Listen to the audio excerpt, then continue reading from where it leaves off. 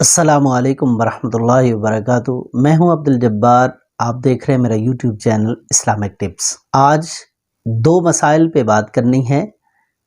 دونوں مسائل اگرچہ حیا کے خلاف ہیں، لیکن میں دیکھ رہا ہوں کہ میرا نوجوان مغرب کی مختلف قسم کی فحش فلمیں، فحش لٹریچر دیکھ کر میرا نوجوان اسلام کی حقیقی تعلیمات سے دور ہوتا جا رہا ہے۔ تو اس کی اسلام کی سچی تصویر دکھانا، صحیح راستہ بتانا، یہ ہماری ذمہ داری ہے۔ تو ہم انشاءاللہ وہ سچے راستے کو بالکل واضح کریں گے۔ وہ دو مسائل کیا ہیں؟ ایک ہے اورل سیکس۔ اورل سیکس ہوتا کیا ہے؟ اورل سیکس یہ ہوتا ہے کہ مرد عورت کی پیشاب والی شرمگاہ کو چاٹے، چومے یا اس سے لطف اندوز ہو کسی اعتبار سے منہ کے ذریعے، تو اس کو اورل سیکس کہا جاتا ہے۔ اسی طرح عورت مرد کی جائے پیشاب، عضو تناسل کو اپنے منہ میں لے یا چاٹے یا چومے یا کسی اعتبار سے اس سے اس طرح لطف اندوز ہو منہ کے ذریعے، تو اس کو اورل سیکس کہا جاتا ہے۔ تو یاد رکھیے گا، یہ کام اسلام کو پسند نہیں ہے۔ اگرچہ مغرب کے اندر، یورپ کے اندر اس کا رجحان تو بہت زیادہ ہے۔ غیر مسلم لوگ، کافر لوگ، قرآن و سنت کو نہ ماننے والے لوگ تو یہ کام کر رہے ہیں، وہ ان کی اپنی مرضی ہے۔ لیکن ایک مسلمان ہونے کے ناطے ہم نے یہ بات سمجھنی ہے کہ اللہ رب العزت اس مرد کو، اس عورت کو ایک دوسرے سے دور رکھتے ہیں جب حیض عورت کو آتا ہے۔ وجہ کیا ہوتی ہے؟ قرآن کیا کہتا ہے کہ وہ نجاست ہے، گندگی ہے، اس لیے مرد نے عورت سے دور رہنا ہے۔ آپ غور کریں کہ مرد کی شرمگاہ کو اللہ رب العزت عورت کی اس وقت نجاست بھری، اس گندگی والی شرمگاہ سے بچا رہے ہیں۔ اس کی شرمگاہ کو، مرد کی شرمگاہ کو بچا رہے ہیں۔ کیوں؟ وہ گندگی ہے، نجاست ہے، غلیظ ہے، اس لیے بچا رہے ہیں۔ تو اورل سیکس کے اندر یہ گندگی اور زیادہ ہے، یہ نجاست اور زیادہ ہے، کیونکہ منی ایک ناپاک چیز ہے، نجس چیز ہے، نجاست غلیظہ ہے۔ بعض لوگ جو اس کو پاک سمجھتے ہیں تو دلائل ان کے پاس بھی ہیں، لیکن منی کے ناپاک ہونے کے دلائل پاک ہونے کی نسبت زیادہ مضبوط ہیں۔ سب سے بڑی دلیل قرآن کی ہے۔ کیا فرمایا قرآن کے اندر؟ الم نخلقکم من ماء مہین، کہ ہم نے تمہیں پیدا کیا اہانت والے پانی سے، توہین آمیز پانی سے۔ اللہ خود فرما رہے ہیں کہ یہ توہین آمیز پانی ہے، یہ حقیر پانی ہے۔ تو اس لیے اس عمل سے دور رہنا ہوگا۔ منہ ایک اشرف الاعضاء میں سے عضو ہے، انتہائی مطہر مقدس عضو ہے، جس کے ذریعے انسان ذکر کرتا ہے، کھانا کھاتا ہے، پانی پیتا ہے اور کتنے ہی اچھے کام کرتا ہے۔ اگر اس کے ذریعے وہ اورل سیکس کرے گا تو یہ اس عضو کی بھی توہین ہے، اس منہ کی توہین ہے، اللہ کی دی ہوئی اس نعمت کی توہین ہے۔ اس لیے اس سے بچنا ضروری ہے۔ دلائل بھی یہی کہتے ہیں اور فطرت بھی یہ کہتی ہے۔ یہ فطرت کے خلاف کام ہے، ایسا کرنا یہ فطرت کے خلاف کام ہے۔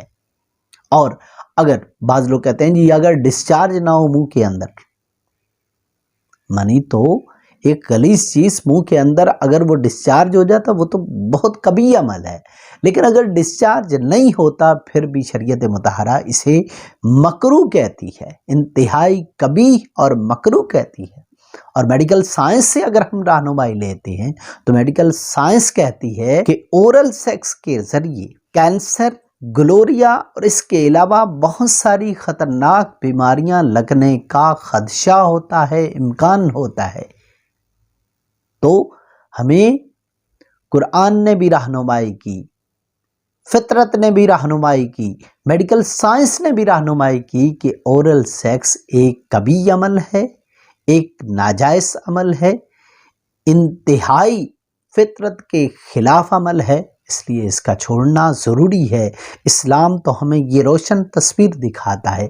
اب ہماری چاہت، ہماری پسند کیا ہے؟ مغرب کو لینا ہے۔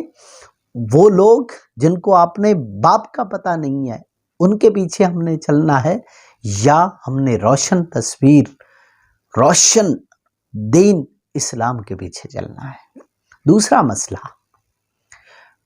عورت کے ساتھ ہم بستری کرتے وقت اس کی دبر کے اندر دخول کرنا، پیچھے سے دخول کرنا، جائے پاخانہ میں دخول کرنا انتہائی کبیح عمل ہے۔ قرآن کیا کہتا ہے؟ قرآن نے رہنمائی کی ہے کہ تم ہم بستری کیسے کرو گے۔ قرآن نے کیا کہا؟ نساؤکم حرث لکم فاتوا حرثکم انا شئتم، تمہاری بیویاں تمہارے لیے بمنزلہ کھیت ہیں، تم آؤ اپنی بیویوں کے پاس جیسے چاہو، اوپر سے آؤ، نیچے سے آؤ، پیچھے سے آؤ، آگے سے آؤ، پہلو کے بل آؤ، لیٹ کے آؤ، جیسے چاہو آؤ، لیکن کہاں آنا ہے؟ کھیت میں۔ کھیت اس کو کہتے ہیں جس سے پیداوار ہوتی ہے، یعنی یہاں یہ بہت بہترین مثال کے ذریعے بات سمجھا دی گئی کہ تم نے ہم بستری اس مقام سے کرنی ہے جہاں سے اولاد ہونے کا امکان ہو۔ آگے اللہ کی مرضی ہے، تم نے بیج ڈالنا ہے، اس سے پودا اگتا ہے، اس سے اولاد ہوتی ہے یا نہیں ہوتی، یہ اللہ کا معاملہ ہے، لیکن تم نے آنا کہاں پہ ہے؟ وہاں جہاں سے پیداوار ہوتی ہے، جہاں سے عمل تولید ہوتا ہے، جہاں سے اولاد ملتی ہے، لہذا تم نے اس جگہ سے پہ آنا ہے۔ اور اگر اس کے خلاف کرو گے پھر کیا ہوگا؟ یعنی اگر تم جائے پاخانہ میں دخول کرتے ہو تو پھر دیکھو قرآن کو اٹھاؤ، قرآن کیا بتا رہا ہے؟ قوم لوط جب اس نے یہ عمل کیا، اللہ نے پوری بستی کو اٹھایا اور نیچے پھینک دیا الٹا کر کے، پوری بستی عبرت کا نشان بن گئی، اور نبی پاک صلی اللہ علیہ وآلہ وسلم نے ایسے شخص پہ لعنت فرمائی اور 3 مرتبہ لعنت فرمائی۔ اتنی نفرت دکھائی نبی پاک صلی اللہ علیہ وسلم نے اس عمل سے، اتنا کبیح عمل ہے اور نفرت آمیز عمل ہے۔ انسان اگر اس عمل کو سوچے تو انسان کو نفرت آتی ہے، اس عمل کو سوچ کر ہی انسان کو عجیب سا لگتا ہے۔ نامعلوم وہ لوگ کیسے کر لیتے ہیں جن کو یہ عادت پڑی ہوتی ہے۔ اللہ رب العزت سے دعا ہے کہ رب کائنات ہمیں ایسے تمام اعمال سے بچنے کی توفیق دے جو فطرت کے بھی خلاف ہوں، جو اللہ کو بھی ناپسند، حضور کو بھی ناپسند، اور معاشرہ بھی اسے اچھی نگاہ سے نہیں دیکھتا۔ اللہ رب العزت ہم سب کو نیک اعمال، اچھے اعمال اور مہذب اعمال کرنے کی توفیق عطا فرمائے۔